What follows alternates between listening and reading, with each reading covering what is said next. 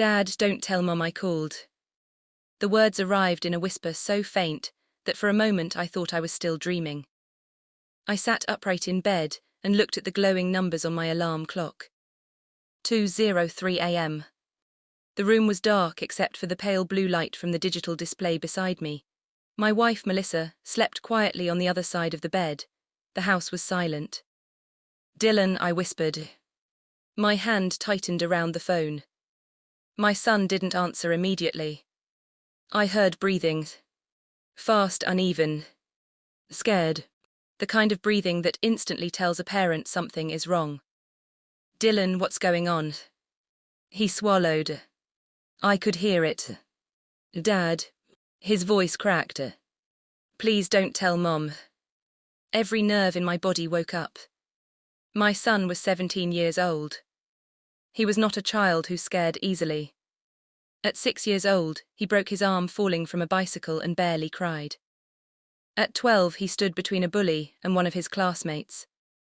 At 16, he spent 3 nights alone in a tent during a school wilderness program and loved every minute of it. Fear wasn't something I associated with Dylan. Yet I could hear it now. Pure fear. "Dylan, where are you?" Another pause. Then something scraped in the background. A door maybe. Or a chair. I couldn't tell. His voice dropped even lower. "Dad, I found something." "What?" "I think Grandma lied." The sentence made no sense. For several seconds, I simply stared into darkness. "My mother." "Yeah." "Dylan, what are you talking about?" More silence. Then I heard him breathing harder. As if he was looking over his shoulder. As if he expected someone to appear. "There's a room." A cold feeling crawled into my stomach. "What room?" "The one Grandpa never wanted anyone to see." I swung my legs off the bed. Now I was fully awake. My father had been dead for 9 years. My mother lived alone on the old family property outside Cedar Ridge. A 40-acre piece of land that had belonged to our family for nearly 70 years. Dylan spent weekends there helping her with chores. Fishing. Repairing fences. Cleaning storage sheds. Normal things. There was no secret room. At least none that I knew about. "Dylan." My voice became firmer. "Tell me exactly where you are." "I'm in the old barn." The cold feeling deepened. The barn had been abandoned for years. My father stopped using it long before he died. The structure was still standing, but nobody really went inside anymore. "Dad." His voice shook. "I found photographs." "What photographs?" The line crackled. For a moment, I thought the call had disconnected. Then he whispered 6 words. 6 words that made my blood run cold. "There's a little girl in them." I frowned. "What little girl?" The answer came immediately. "As Mom." Everything inside me stopped. My wife Melissa was an only child. At least that was what everyone believed. Then Dylan said something else. Something that changed everything. Grandma wrote her name on the back. My heart pounded. "What names?" Another scrape. A sudden noise. Then Dylan whispered, "Evelyn." I froze. Because I knew that name. I had heard it only once. 31 years earlier. My father had been drinking. I was 21. He mentioned the name by accident. Just once, then refused to discuss it. I never heard it again. "Dylan." My voice was tight. "Stay where you are." "What?" "Do not leave." "Okay. I'm coming." The call ended. I stood motionless for 2 seconds. Then I started getting dressed. Fast, because whatever was happening inside that barn. I suddenly knew one thing. This story did not start there. Welcome back to Revenge Cold Stories. Drop your first name and your city in the comments and subscribe before we go any further. My name is Robert Mercer. I'm 52 years old. I own a regional construction consulting company that oversees commercial projects across 3 states. Last year our firm managed contracts worth approximately $84 million. People hear that number and assume I grew up successful. They imagine confidence, connections, opportunity. The truth is almost the opposite. I grew up believing I was the least important person in every room. Not because my parents were cruel. Not because they hated me. But because of something far more complicated. In my family, value was measured in very specific ways. Strength, obedience, tradition. My father respected those things more than anything else. And I never seemed to fit his definition. My father, Walter Mercer, was born in 1943. He spent most of his life working land, fixing machinery, and solving problems with his hands. If something broke, he repaired it. If someone complained, he worked harder. If emotions appeared, he ignored them. That was his worldview. Not because he was heartless. Because it was the only survival strategy he knew. My mother, Elena, was different. More social. More emotionally aware. But she had spent 40 years adapting herself to my father's rules. Over time, she became something difficult to describe. She wasn't submissive. She wasn't controlling. She was a manager of reality. Whenever something uncomfortable appeared, she quietly moved it out of sight. Problems weren't solved. They were hidden. My older brother Michael inherited everything my father admired. Strong, athletic, confident. At 18, he could rebuild an engine. At 22, he bought his first house. At 25, he was running a successful agricultural supply business. I was different.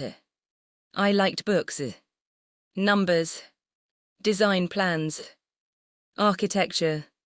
When I was 14, I spent an entire summer drawing floor plans for imaginary buildings. My father looked at those sketches once, then handed them back. Looks nice. That was it. 2 words. Meanwhile, Michael rebuilt an old tractor and received praise for 6 months. Looking back, I understand it better. Parents don't always choose favorites intentionally. Sometimes they simply recognize themselves more clearly in one child than another. And my father saw himself in Michael. Not me. The strange thing is that one of my earliest memories perfectly mirrored what happened decades later. I was 9 years old. Michael was 11. Dad organized a fishing trip. We woke before sunrise. Loaded equipment. Packed food. Prepared everything. Halfway there, I realized my fishing rod had been left behind. I told Dad. He looked annoyed. We don't have time to go back. So I spent the entire day watching everyone else fish. Nobody was mean about it. Nobody yelled. Nobody mocked me. Yet I remember sitting on that dock feeling invisible. Not because of the fishing rod. Because nobody considered turning around. Nobody considered my disappointment important enough to change plans. Years later, I realized something. Families create stories about each member. Michael was reliable. Mum was organized. Dad was strong. And I was adaptable. The one who could live without things. The one who could adjust. The one who didn't need special attention. The problem with those stories is that eventually everyone starts believing them. Including you. By 28, I had proven nearly everyone wrong. I graduated near the top of my engineering program. Started my own consulting business with $14,000 in savings. Worked 16-hour days for nearly 5 years. Failed twice. Nearly went bankrupt once. Then slowly built something real. By 45, I employed 47 people. By 50, I employed 92. Yet whenever I returned home, some strange part of me became that 9-year-old boy again. The one sitting on the dock, watching everyone else fish. And that's why what happened that night affected me so deeply. Because buried underneath the mystery, buried underneath the secret photographs, was a truth I didn't yet understand. A truth my family had spent decades hiding. And before sunrise, I was going to discover just how dark that truth really was. The drive from my house to my mother's property normally took 43 minutes. That night I made it in 28. The roads were empty. The sky was moonless. Every mile felt longer than the one before. I kept replaying Dylan's words in my head. There's a little girl in them. As Mom. And then the names. Evelyn. A name I had not heard spoken in more than 3 decades. The strange thing was that I couldn't remember exactly where I had heard it. Only fragments remained. A summer evening. My father drinking more than usual. A conversation that stopped the moment I entered the room. Then silence. Permanent silence. The closer I got to the property, the harder my pulse hammered. By the time my headlights illuminated the familiar mailbox at the end of the gravel road, I already knew something was wrong. Not because of evidence. Because of instinct. Parents develop instincts they cannot explain. And mine was screaming. The Mercer property looked exactly as it always had. The farmhouse sat near the center of the land. White paint. Dark roof. Front porch. The giant oak tree my grandfather planted in 1958. Everything appeared peaceful. Normal. Yet every light in the house was off. Only the barn stood visible against the darkness. A black shape at the edge of the field. Waiting. I parked hard enough that gravel sprayed beneath the tires. Then I got out and started running. The barn door was partially open. A thin line of yellow light stretched across the ground. Dylan. My voice echoed. No answer. I ran faster. The smell hit me first. Dust. Old wood. Rust. Oil. The scent of forgotten decades. Then I stepped inside. Dylan was standing beside an old workbench. A lantern illuminated his face. He looked pale. Far paler than any 17-year-old should. The moment he saw me, relief flooded his expression. Dad. I crossed the room immediately. Are you okay? He nodded. Then shook his head. Then nodded again. The reaction told me everything. He wasn't okay. Not even close. I grabbed both shoulders. Talk to me. For a second he looked like he might cry. Then he pointed. Toward the back wall. At first I didn't understand what I was seeing.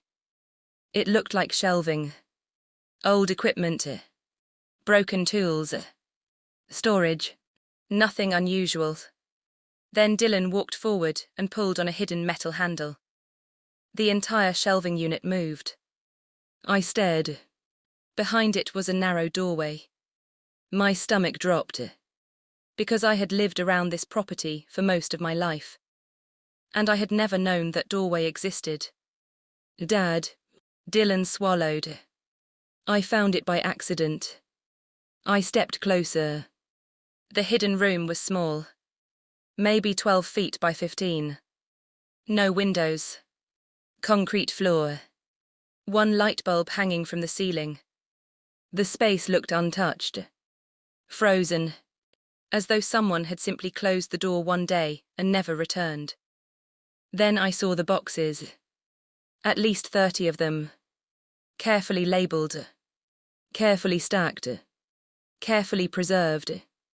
And suddenly I understood why Dylan was scared. This wasn't forgotten storage. Someone had hidden this. Deliberately. Systematically. For years. Maybe decades. I walked inside. Dust coated everything.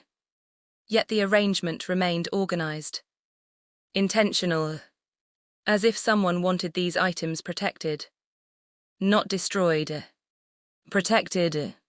That distinction mattered. What did you find? Dylan picked up a photograph, then handed it to me. The moment I looked at it, my chest tightened. A little girl smiled into the camera. Maybe 7 years old.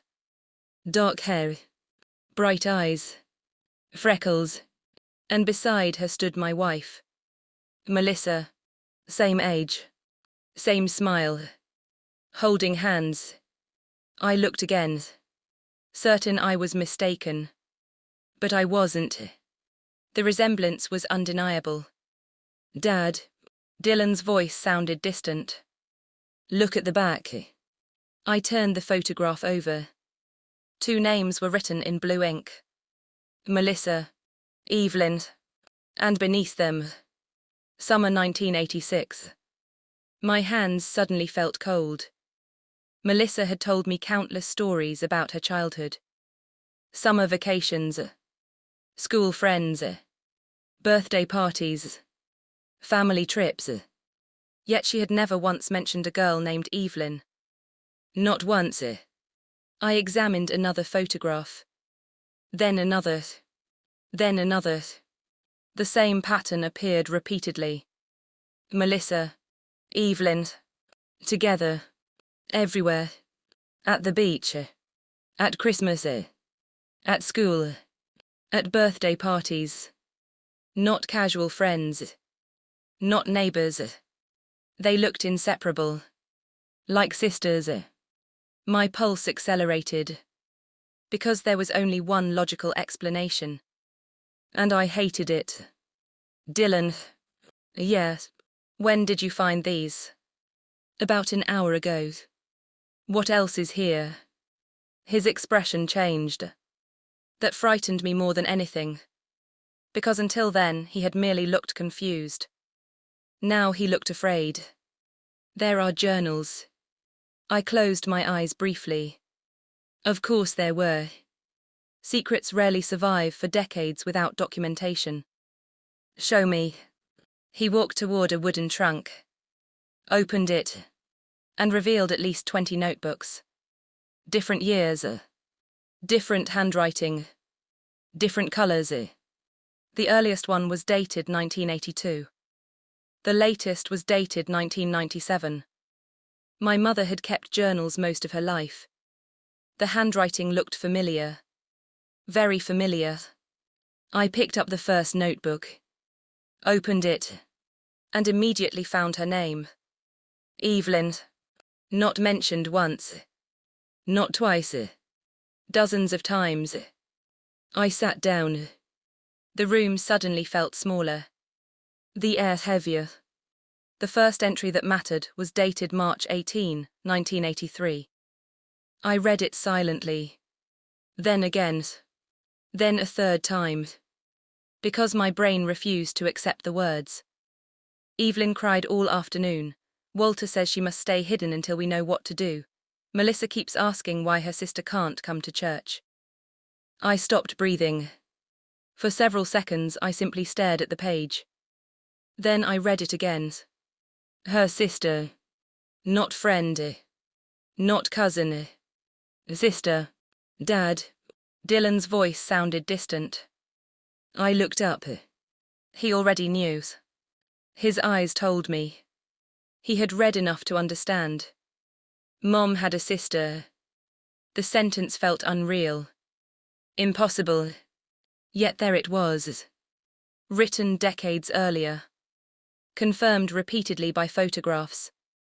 And suddenly every piece started moving. Every old memory. Every strange silence. Every uncomfortable conversation. All shifting into a new shape. But one question remained. Why would an entire family erase a child? I turned pages rapidly. Searching. Reading fragments. Names. Dates. References. Then another entry stopped me cold. June 7, 1984. Evelyn asked today why she cannot have birthday parties like Melissa. I had no answer that would not break her heart. My throat tightened.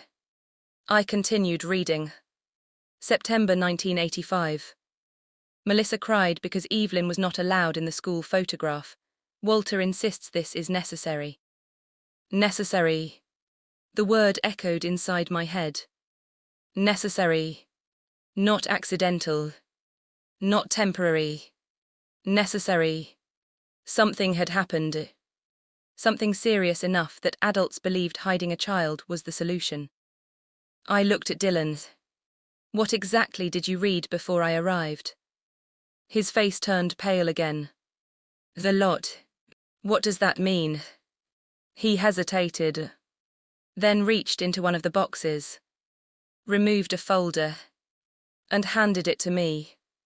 The folder contained newspaper clippings, medical records, legal documents, letters, dozens of them.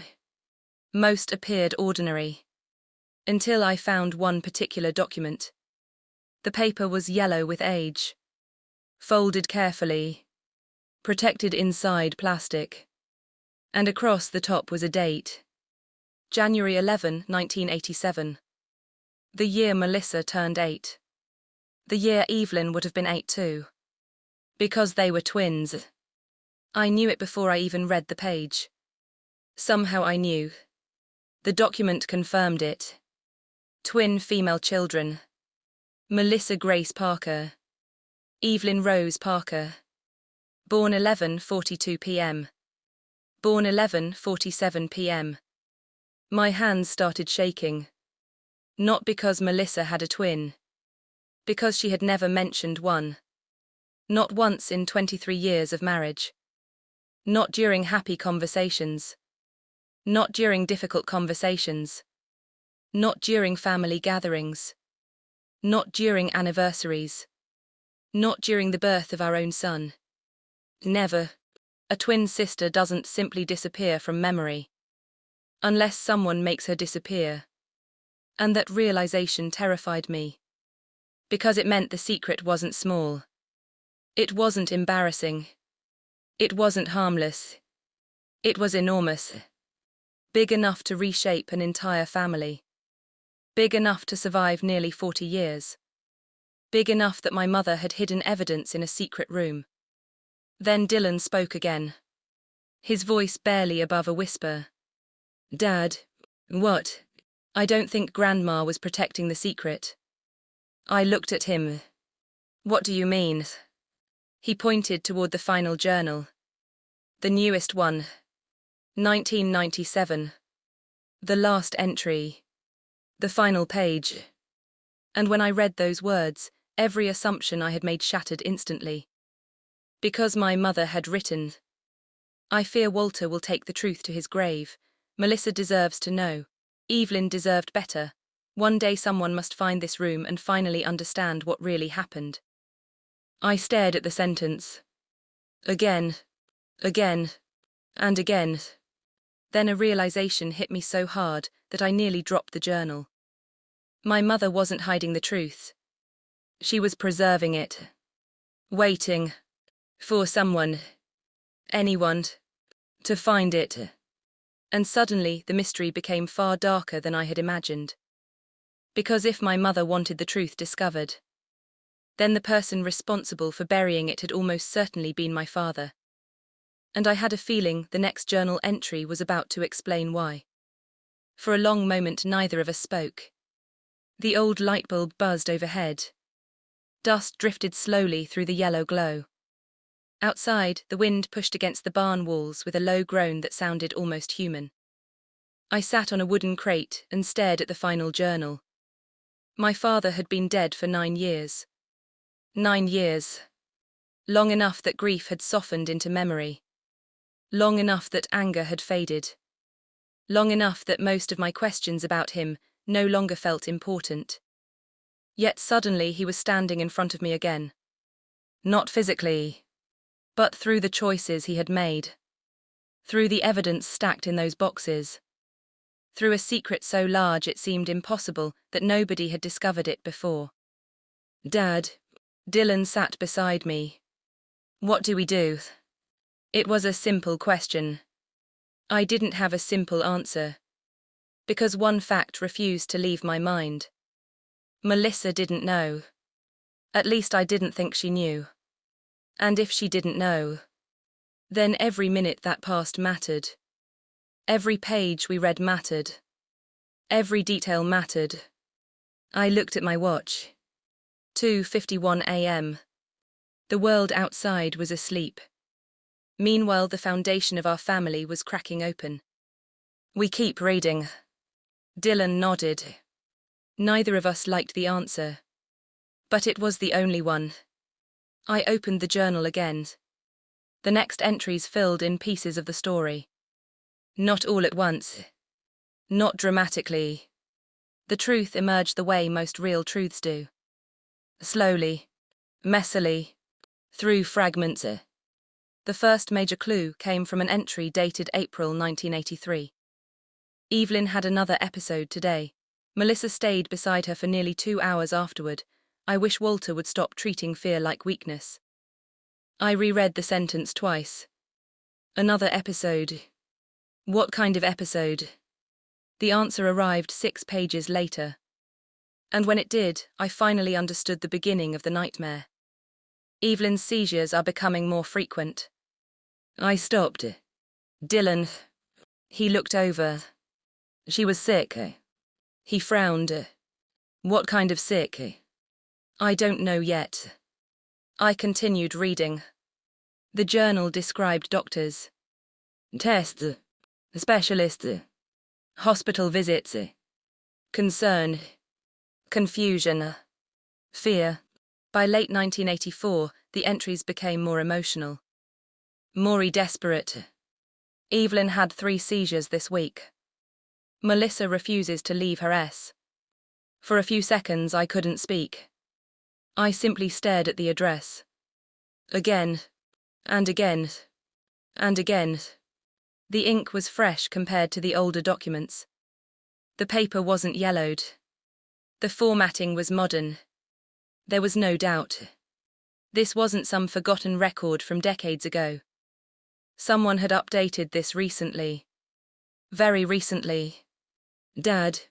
Dylan leaned closer. What is it? I handed him the page. His eyes moved across the information. Then widened. That's current. I think so. You mean? Yeah. His voice dropped. She's alive. Neither of us moved. The reality felt too large. Too impossible. For hours we had been uncovering the tragedy of someone who had disappeared from a family. Now we were facing something entirely different. She wasn't gone. She existed. Right now. Somewhere beneath the same sky. Breathing. Living. Growing older. While her twin sister slept completely unaware. The thought was almost unbearable. I checked the clock. 5:12 a.m. Sunrise was beginning to soften the darkness outside. Thin grey light slipped through cracks in the barn walls. The night that had started with a frightened phone call was becoming morning. Yet I felt farther from normal life than ever. We need to go. Dylan looked surprised. Now. I nodded. Right now. What about Grandma? The question stopped me. Because throughout the entire night, I had almost forgotten one critical fact. My mother was still alive. Still living in the farmhouse. Just a few hundred yards away.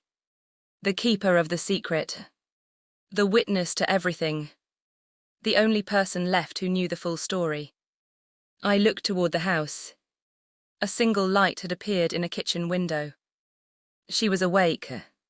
Somehow that didn't surprise me. Maybe mothers always know. Maybe she heard my truck.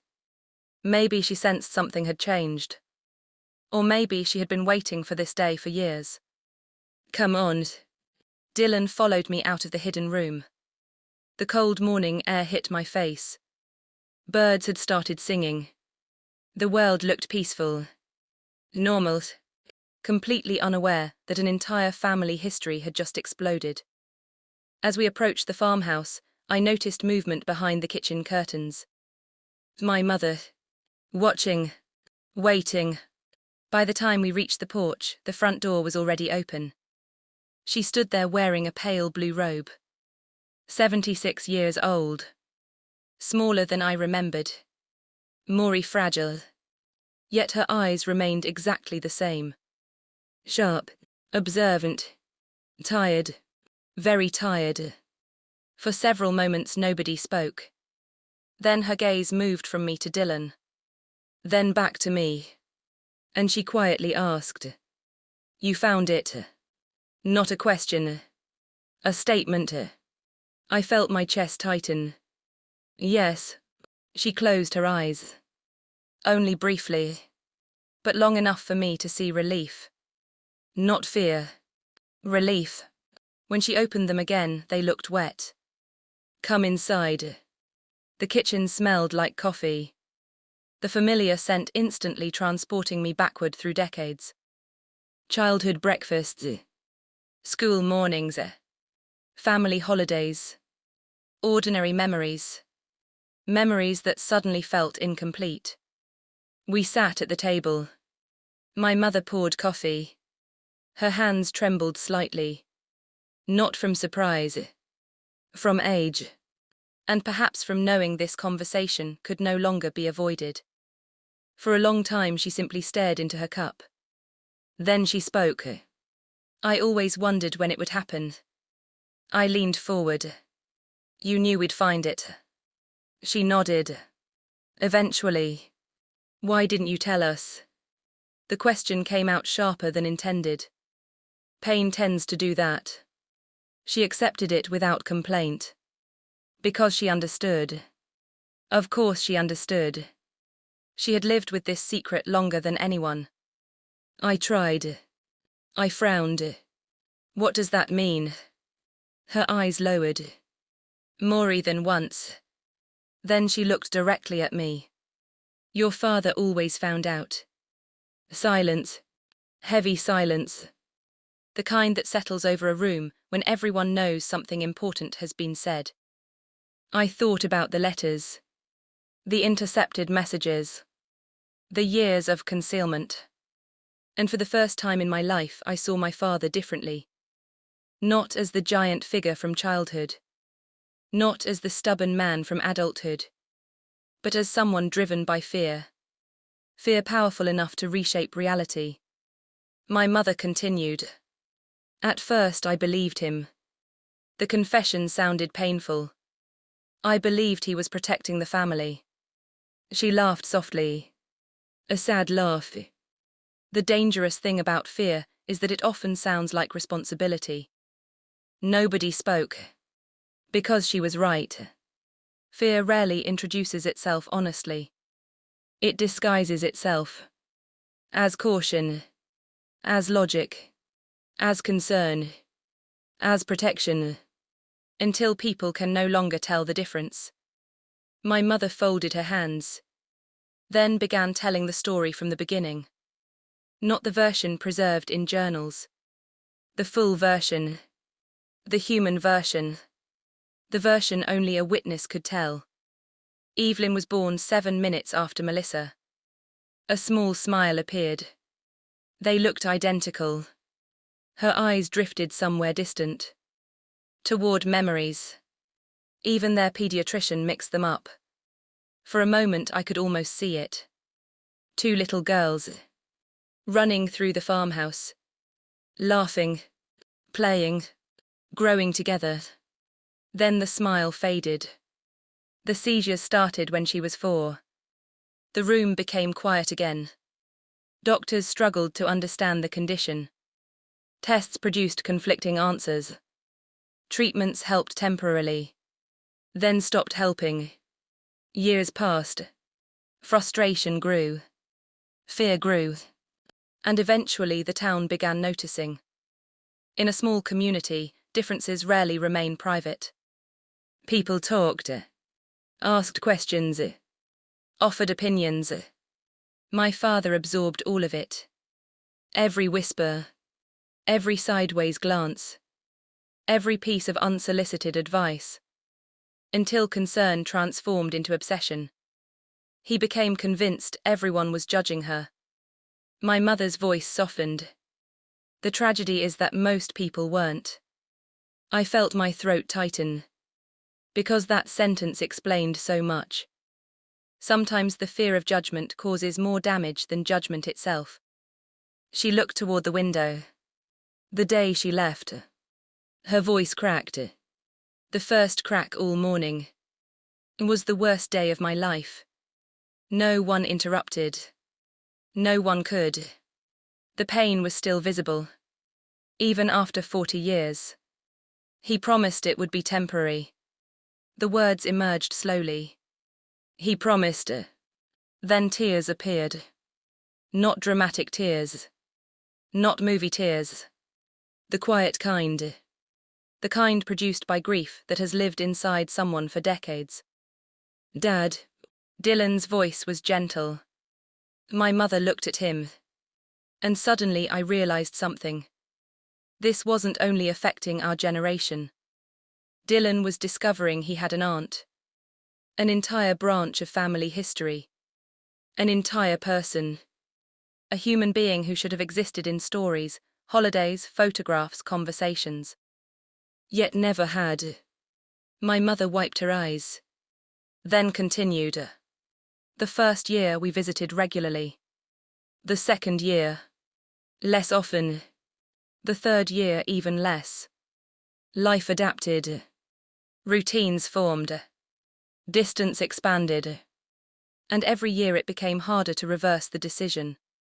Harder to admit mistakes. Harder to change direction. Until eventually everyone became trapped by previous choices. The story felt horrifying precisely because nobody had intended it. No villain appeared. No dramatic conspiracy. Just fear, avoidance, time, and the devastating power of human inertia. Then I asked the question that mattered most. Did Melissa ever completely forget? My mother stared at me. For several seconds she didn't answer. Then she shook her head. Slowly. No. I felt something inside me shift. What do you mean? Another pause. Then she spoke. People don't forget someone they love like that. The words landed heavily. She stopped talking about Evelyn. My mother looked exhausted. But forgetting and silence aren't the same thing. I thought about Melissa. All the years we had been married. The occasional moments she seemed sad without explanation. The strange nostalgia she sometimes felt. The recurring dreams she once mentioned. Dreams she couldn't fully remember. Suddenly those moments looked different. Very different. Then my mother said something that made every hair on my arms stand up. She asked about Evelyn one last time when she was 16. I froze. What? My mother nodded. She found an old photograph. The room seemed to shrink. What happened? Your father told her she was remembering incorrectly. The answer hit me like a physical blow. Because memory is fragile. Especially childhood memory. Especially when every authority figure insists you're mistaken. My mother looked down. After that she stopped asking. Nobody spoke. The silence stretched. Then finally I asked the question that had been building since dawn. Where is she now? My mother's eyes met mine. Immediately. Without hesitation. Without uncertainty. She knew. Of course she knew. The financial records proved it. She had always known. And when she answered, my heart began pounding all over again. Columbus.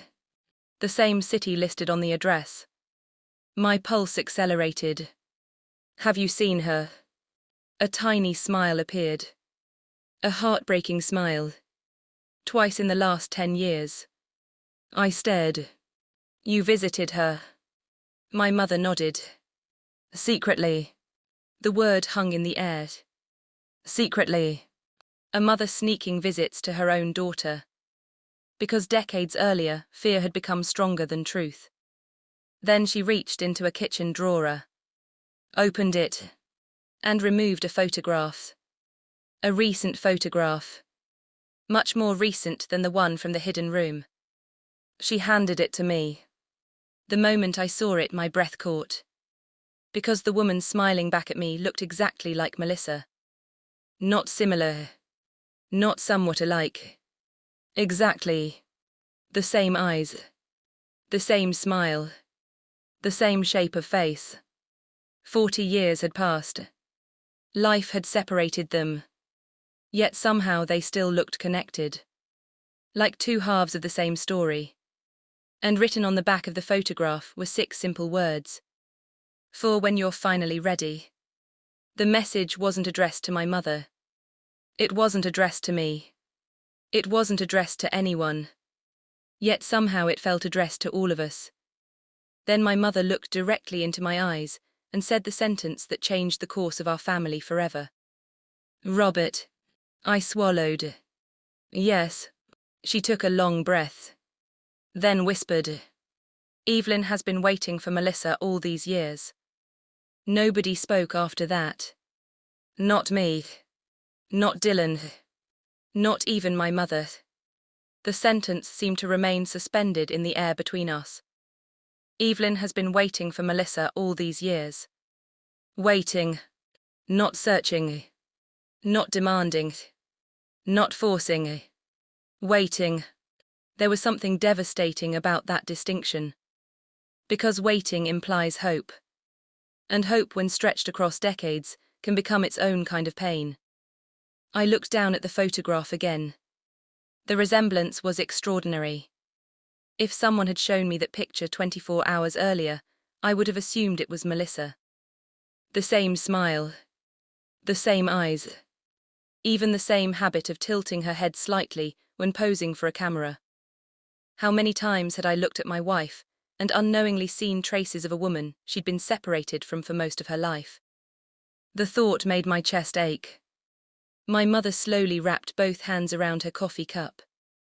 I should have done more. The words emerged quietly, almost as if she were speaking to herself. For a moment I saw not my mother, but a woman carrying 40 years of regret. Regret has weight. You can see it in people. Hear it in their voices. Notice it in the way they pause before certain memories. And my mother carried enough regret to fill the entire room. You tried. She shook her head. Not enough. Dad. Dylan looked uncertain. Maybe we shouldn't blame Grandma.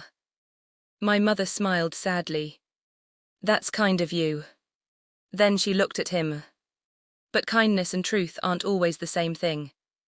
Nobody answered. Because she wasn't entirely wrong. She had tried. The journals proved that. The hidden room proved that. The financial support proved that. Yet another truth also existed. She had remained silent. For years. For decades. And silence has consequences. The difficult thing about family secrets is that everyone participates in them differently. One person creates the lie. Another protects it. Another avoids it. Another suspects it but never asks questions. Eventually, responsibility becomes impossible to divide neatly. Everyone contributes something, even if only fear. My mother eventually stood, moving slowly. Age had begun claiming its territory. Each movement required more effort than it once had. She walked to a cabinet and removed a small metal box. Then placed it on the kitchen table. I suppose you'll need these. The box contained documents. Addresses. Phone numbers. Recent correspondence. Everything necessary to find Evelyn. Everything my mother had quietly preserved. The final bridge between past and present. I flipped through the contents carefully. The most recent letter was dated 4 months earlier. My pulse accelerated. This wasn't ancient history. This wasn't some mystery buried forever in the past. These were active relationships. Living people. Current lives. Current pains. Current hope. Then something unexpected caught my eye. A Christmas card. Simple. Ordinary. Inside a handwritten note. Dear Mom, thank you for visiting this year. Please don't worry about me. I stopped being angry a long time ago. Tell Melissa I love her. Even if she never remembers me. Love, Evelyn. I stared at those words. Stopped being angry. How does someone endure that kind of loss and reach forgiveness? The question haunted me. Because I wasn't sure I could have done it. Not after 4 decades. Not after 3 rejected attempts to reconnect. Not after being erased. Yet apparently Evelyn had. Or at least she was trying. My mother saw me reading. She's stronger than all of us. The statement carried no hesitation. No uncertainty. Just conviction. And somehow I believed her. The room fell quiet again. Then reality returned. A practical reality. A difficult reality. Melissa. Sooner or later she would wake up. Sooner or later she would wonder where Dylan and I had disappeared. Sooner or later impossible questions would require answers. I checked my phone. 7:18 a.m. 3 missed calls. All from Melissa. My stomach dropped. Dad. Dylan noticed immediately. Mom. I nodded. A moment later another call appeared. I answered. Robert. Her voice sounded concerned. Not angry. Concerned. Where are you? I glanced toward my mother. Then toward the stack of documents. Then toward the photograph of Evelyn. How do you answer that question? Where are you? Physically, I was sitting in my mother's kitchen. Emotionally, I was standing inside the ruins of 40 years of lies. I'm at Mom's place. A pause. Is everything okay? No, nothing was okay. But saying that over the phone would accomplish nothing. We need to talk. The silence that followed lasted almost 3 seconds. Long enough. People know. Sometimes they know before details arrive. They hear something in your voice. Feel something shifting. Robert. Now she sounded worried. What happened? I closed my eyes. There are some things you need to see. The drive home felt longer than the drive there. Not because of distance. Because of anticipation. Every mile carried me closer to a conversation that would permanently alter someone's life. The hardest part wasn't explaining the secret. The hardest part was deciding where to begin. By the time Dylan and I arrived home, Melissa was waiting on the front porch. Arms crossed. Concern written across her face. The moment she saw us, she walked forward. What happened? Then she stopped. Her eyes moved between us, studying our expressions. And immediately she knew. Not the details, but the magnitude. The seriousness. The fact that whatever had happened wasn't ordinary. Robert. Her voice softened. You're scaring me. I looked at my son. Then back at my wife. 23 years. 23 years of marriage. And suddenly, I was about to tell her something no one should ever have to hear. Come inside. We sat in the living room. The same room where we'd celebrated birthdays. Watched movies. Opened Christmas presents. Helped Dylan with homework. Built a life. The normalcy felt surreal. Almost offensive. Because nothing about the next conversation was normal. Melissa sat opposite me. Waiting. Patiently. Then impatiently. Then anxiously. Robert. I took a breath. slowly, carefully, and started with the only truth I could manage. We found something at my mother's house. She frowned. What? A hidden room. Confusion crossed her face. Then curiosity. Then concern. I explained the barn. The journals. The photographs. The documents. Not everything. Not immediately. Piece by piece. Carefully. Watching her reaction. At first she looked merely puzzled. Then unsettled. Then uncomfortable. And then something changed. Something subtle. A shadow passed across her expression. A flicker. A tiny flicker. The moment I mentioned the photographs. Melissa. She looked away. Only briefly. But I noticed. What? You okay? She hesitated. Then shook her head slightly. I don't know. The answer surprised all of us. Including her. I feel. She stopped. Trying to find words. I feel strange. My pulse quickened. Because suddenly I remembered my mother's statement. People don't forget someone they love like that. Maybe memories don't disappear completely. Maybe they hide. Maybe they wait. I reached into the folder. Removed one of the photographs. The childhood photograph.